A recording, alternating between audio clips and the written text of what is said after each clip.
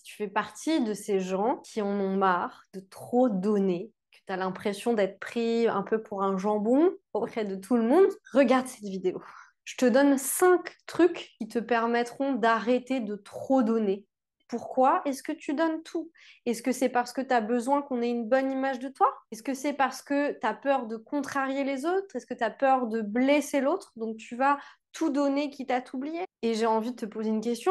Est-ce que tu serais capable de te donner à toi tout ce que tu donnes aux autres? C'est une vraie question. Est-ce que tu es capable de te donner à toi ce que tu donnes aux autres? Et en fait, la réponse souvent, elle est non, parce que tu peux penser ne pas mériter. Dans ce cas-là, je t'invite à prendre tout de suite rendez-vous avec moi pour qu'on en parle.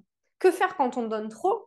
Bien sûr, ça va être de prendre conscience de sa valeur, de prendre conscience que tu n'as pas besoin de tout donner pour être aimé. Prendre conscience de ta valeur pour augmenter l'estime de toi.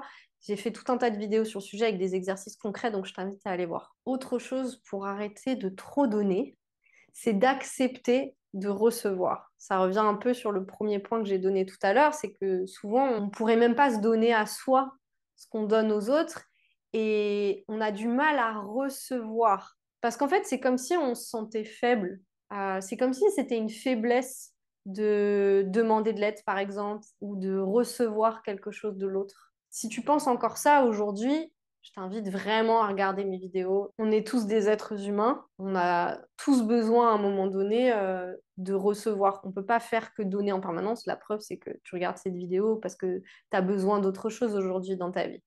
Autre technique pour arrêter de trop donner, c'est une technique que j'ai donnée dans la vidéo pour apprendre à dire non. C'est tranquille. Arrête de te précipiter et de sauter sur la moindre occasion de sauver le monde.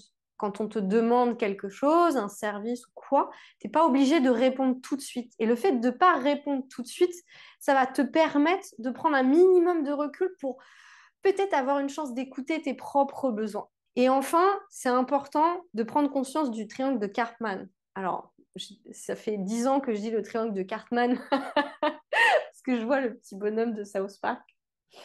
Mais non, c'est bien le triangle de Cartman, du coup. Victime, bourreau, sauveur. Quand tu donnes trop, tu es complètement dans le rôle de victime. Personne ne m'aime, moi je m'occupe toujours de tout le monde, mais personne ne s'occupe jamais de moi. En fait, tu peux vite passer de victime à bourreau et de dire j'ai été trop gentil, maintenant ça va changer. Ils ont besoin de moi, et bah fuck.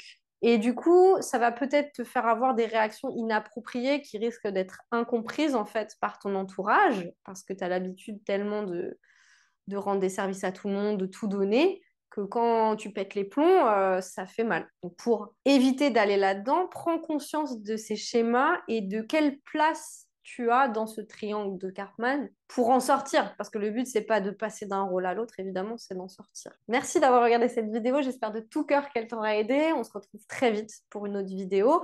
Tu peux prendre rendez-vous. Le lien est dans la description. À très vite.